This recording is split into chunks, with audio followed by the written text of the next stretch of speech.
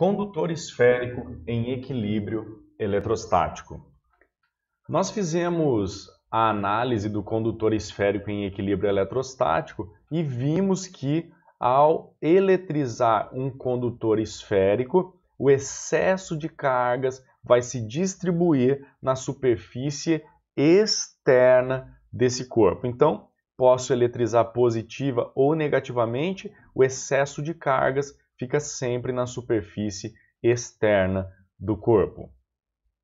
Com isso, nós podemos lembrar que, já que não tem carga elétrica lá no interior desse condutor, o campo elétrico é nulo. Eu gostaria de analisar agora o potencial elétrico gerado pelo condutor esférico eletrizado. Então, assim como nós analisamos o campo elétrico, analisando pontos internos, pontos na superfície e pontos externos, nós também faremos para o potencial elétrico. Então, imagine pontos no interior, pontos na superfície e pontos no exterior. Lembra que a gente vai medir a distância aqui sempre em relação ao centro, ok? Então, lembre o seguinte: o potencial elétrico no interior do condutor, ele é constante e igual ao valor do potencial elétrico na superfície do condutor, onde ele pode ser obtido por kQ por R, sendo R o raio da esfera. Então, pedi para você calcular o potencial elétrico na superfície, você fez kQ por R e encontrou 10 volts. Eu pedi para você calcular o potencial no interior da esfera, se na superfície ele vale 10 volts, nos pontos internos também valerá 10 volts, ok? Então, para calcular o potencial elétrico em pontos no interior de uma esfera condutora, você calcula o potencial na superfície da esfera, kQ por R. Para pontos no exterior, nós temos que o potencial se comporta da mesma forma que o potencial gerado por uma carga pontiforme. Então você vai usar, vixe, Kátia quis doar, kQ por D. Lembra que essa distância é desde o centro da esfera até o ponto que você está analisando, externo à esfera. Veja, temos o mesmo resultado da carga pontiforme. Então isso aí nos permite fazer a análise da seguinte maneira: para pontos no exterior, é como se toda a carga elétrica estivesse no centro da esfera.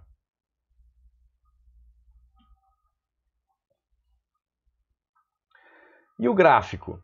Bom, se você puxar na memória, temos kQ por D, nós teríamos uma hipérbole, tá? Para uma carga positiva, essa hipérbole vem acima do eixo das distâncias, e para uma carga negativa, a hipérbole vem abaixo do eixo das distâncias. Assim, nós temos o potencial elétrico, tá? O comportamento do potencial elétrico. Agora, e no condutor esférico eletrizado? Como seria esse potencial? Lembra, lá no centro, a distância é zero, nós temos o mesmo valor do potencial na superfície, onde a distância é o raio. Portanto, o potencial na superfície era kQ por R, logo eu parto do zero até a distância R, eu vou fazer aqui o gráfico de uma constante, tá? Paralelo a eixo das distâncias.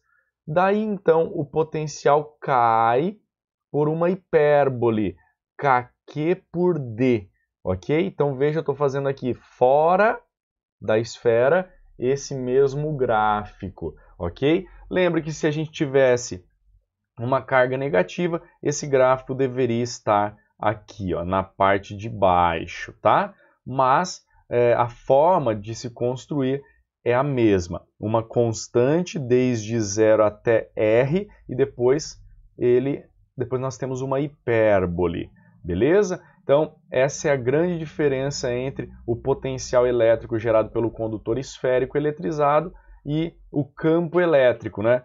Lá no campo elétrico o gráfico partia do zero aqui, e aí nós tínhamos a descontinuidade na superfície. Aqui ele parte de um valor não zero e na superfície ele continua com esse mesmo valor, ok?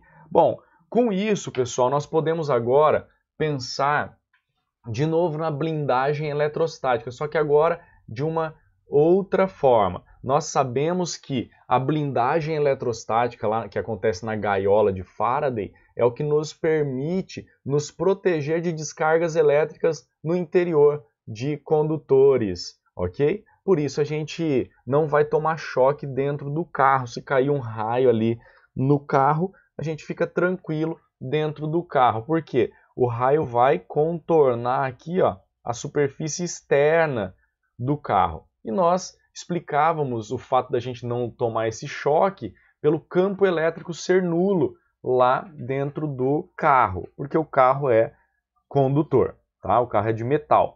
No entanto, agora nós estamos fazendo uma análise do potencial elétrico, então perceba, o fato do potencial elétrico ser constante no interior da gaiola faz com que cargas elétricas no interior do condutor não se movimentem. Ou seja, não vai ter trabalho da força elétrica sobre uma carga que está no interior desse condutor. Sendo assim, essa carga não vai se movimentar, beleza? Então a gente não vai levar choque, que é o movimento de cargas elétricas pelos nossos músculos, se as cargas não se movimentam, tá? Sendo assim, nós temos a blindagem eletrostática agora explicada do ponto de vista do potencial elétrico. Nós poderíamos estudar a eletrização por contato, mas agora para corpos condutores esféricos de tamanhos diferentes. Imagine então uma esfera A que tem um raio RA e uma carga QA, ela vai ter então um potencial elétrico VA. Uma esfera B com uma carga QB um pouquinho menor do que A, portanto tem um raio RB e um potencial elétrico VB. Nós vamos então tocar uma esfera na outra e vamos separá-las. A esfera A agora tem uma nova carga elétrica que alinha o mesmo raio, portanto, um novo potencial elétrico VA'. A esfera B tem uma nova carga elétrica QB', o mesmo raio, portanto, um novo potencial elétrico VB'. Como nós poderíamos determinar as cargas QA' e QB' após o contato? Como nós poderíamos determinar os potenciais elétricos após o contato?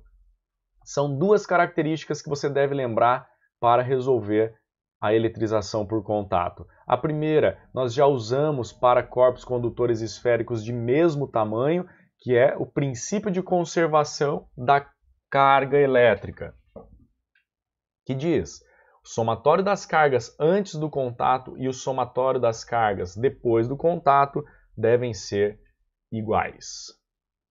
Ou seja, soma as cargas antes, QA mais QB. Soma as cargas depois, QA' mais QB'. QA' mais QB' é igual QA mais QB. É assim que a gente vai aplicar, não importa se a gente tem 2 ou 3 corpos, 4 corpos, tá?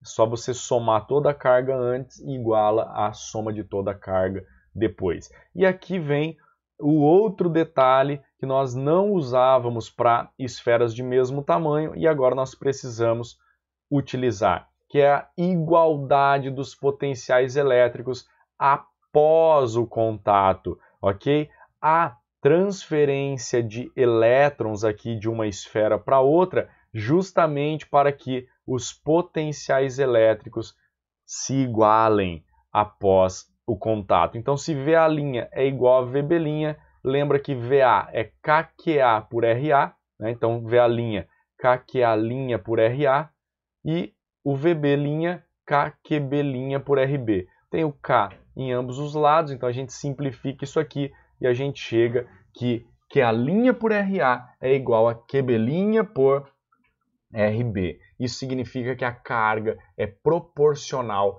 ao raio da esfera, ou seja, a maior esfera fica com a maior parte da carga, a menor esfera fica com a menor parte da carga. Vamos fazer um exemplo? Imagine que antes do contato a carga da esfera A seja 4 coulombs e a carga da esfera B seja 14 coulombs. E nós temos uma relação entre os raios. A esfera A tem um raio que é igual ao dobro do raio da esfera B.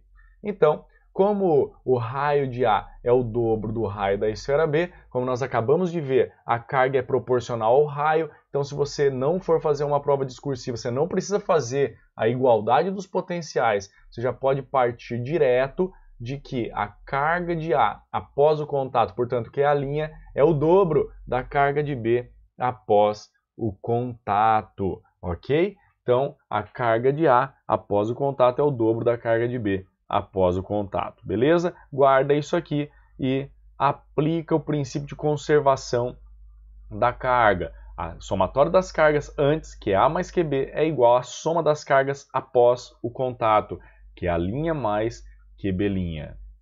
Mas quem é o QA'? 2 QB'. Então vamos trocar aqui. QA, 4 coulombs. QB, 14 coulombs. QA', 2 QB', mais QB'.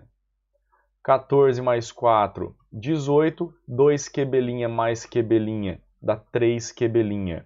Passa o 3 dividindo, 18 terços é o QB'. Sobra para nós, então, que QB' é igual a 6 coulombs. Eu descobri, então, a carga de B após o contato. Eu posso voltar aqui, ó, e descobrir a carga de A após o contato. 2 vezes 6 coulombs me dá 12 coulombs. Agora, será que esses valores são possíveis? Será que são corretos? Nós poderíamos testar o resultado, lembrando que o somatório das cargas antes e o somatório das cargas depois é o mesmo valor. Então, 4 mais 14 e 12 mais 6 dá 18 coulombs antes e depois do contato. Ou seja, se essa igualdade ela é verdadeira, nós temos os valores possivelmente corretos, ok? Sendo assim, se o exercício nos perguntar qual é o potencial elétrico da carga A após o contato, é só a gente fazer K, que é a linha, que agora a gente sabe, pelo raio da esfera A. Nesse caso, ele deveria nos fornecer o raio, 10 centímetros e o outro 5 centímetros, por exemplo. Tá? Como ele não deu o valor do raio, a gente não tem como determinar o valor do potencial elétrico após o contato, ok? Mas é assim que a gente deve pensar para resolvermos exercícios de eletrização por contato para corpos condutores esféricos de tamanhos diferentes, ok? Até a próxima, ótimo estudo a todos, tchau, tchau!